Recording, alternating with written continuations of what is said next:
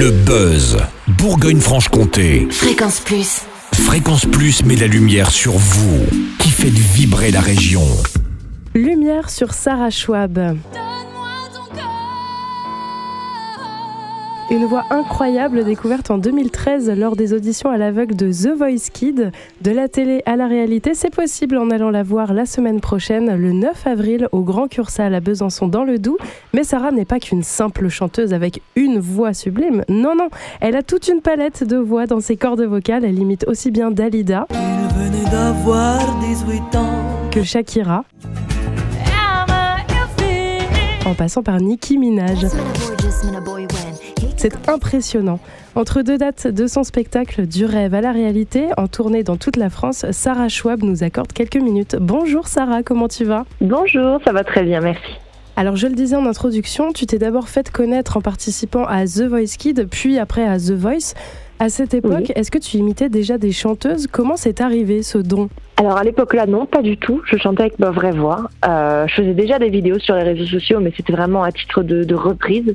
Les imitations sont arrivées beaucoup plus tard. C'est arrivé il y a bientôt 3 ans, donc en 2022, en cherchant justement un nouveau concept d'imitation à faire sur mes réseaux sociaux, et c'est comme ça que tout est parti. Tu sais combien tu as de voix en stock ? En stock, j'en ai 200. Ah oui, et j'imagine que cette palette continue de s'étoffer. Comment ça se passe d'ailleurs ? Est-ce que tu trouves une chanteuse et tu te dis tiens, je vais essayer de l'imiter, ou est-ce que tu sais d'avance en écoutant une chanteuse quel timbre de voix tu vas pouvoir imiter ? Alors ça dépend vraiment de beaucoup de choses. Je travaille beaucoup au feeling, donc c'est vrai que parfois je vais me réveiller avec une envie de faire une voix ou un timbre de voix précis. Donc je vais me concentrer sur l'idée que j'ai en tête. Et puis parfois ça va être aussi des défis que me donnent les gens sur Internet, où ils vont me mettre au défi de faire 4 ou 6 voix différentes. Et c'est comme ça que je travaille justement toutes les voix. Ton spectacle s'appelle Du rêve à la réalité. J'ai l'impression qu'avec ton talent, la frontière est fine entre le rêve et la réalité, non ?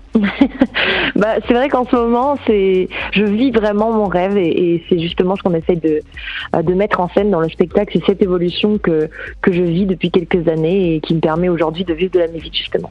Alors tu dis ça veut dire que tu es accompagné par des musiciennes peut-être ? Ah non, je suis seule en scène, mais j'inclus mon équipe, j'inclus Patrick, j'inclus les gens qui sont avec moi, mes ingénieurs du son. Je dis à chaque fois parce qu'on est très solidaires et on vit tout ça ensemble. Donc, mais je suis toute seule sur scène.